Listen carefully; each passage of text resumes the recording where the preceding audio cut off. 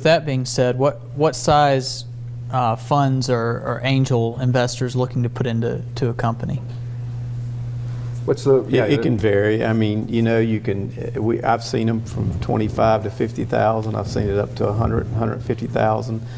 The way the structure of the IMAF works, you've got this group of investors who each have a seat, and they have a vote per se, and there's 66 2/3, the majority of the vote.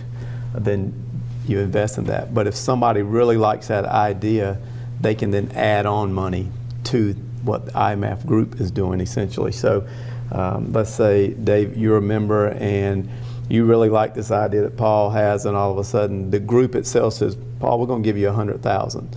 But David really likes it, so David's going to say, I'm going to throw in another $50,000 of add-on money personally. So it can be a variety of that things, but typically on average we're seeing somewhere between $50,000 to $150,000 type of investment. Okay, and I know you mentioned the IMAFs can syndicate as well, Yeah. and can also syndicate with other investments to get that investment chunk up there pretty high. Right. So any advice for folks looking at that gap between looking at angel investment and looking at venture capital investment? See, Mark mentioned a seed stage gap where people have trouble finding that very first money. IMAF helps to fund that earliest stage money. Any advice for that next gap in between angels and VCs? Well, you've got, obviously, these early stage fundings help leverage some of that further additional funding, but you've got, but it's a lot of pieces of the puzzle to get to that point. And as John was saying, these venture capitalists, that's big monies, and to get to that stage, your company has to have some pretty good traction as you move forward to that. Whether it's you work out toward an NIH type of or NSF type of grants to pull in addition to some of these early stage loans of or seed monies. That's another important vehicle as you move down the pipeline. But it's all of what we've talked about, from the crowdfunding to the VC's monies to the various grant programs. But you got to have sometimes that to hit that very early emphasis. How do I get from this, what I call that valley of death, from that phase 1 to that phase 2 to phase 3? That trough of funding really dries up pretty quick.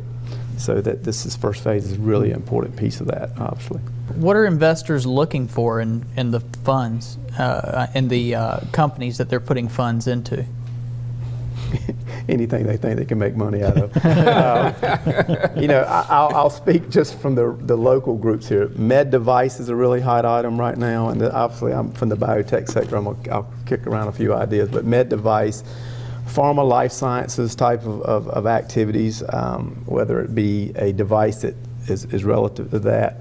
But we've seen things such as a local group here who does like an e-learning and a tool assessment to try to find student athletes who may be a really good fit to the workplace. So it could be a range of things, and we've seen people come in with, I've got the new type of toothbrush, that kind of stuff. You just never know. And that group, you've got to convince that group that this is the next best thing, and hey, I want your funds here. And that's truly, it could be a matter of anything.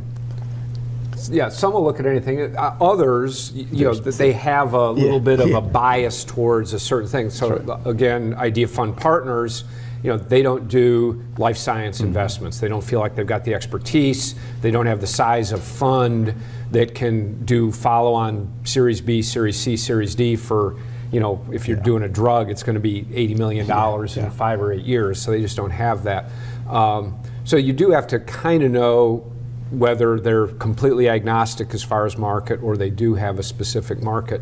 It's got to have reason. It has to be a big enough idea that it can return something to the investor. You're a pretty risky bet, and so they're looking for a pretty big return on their investment.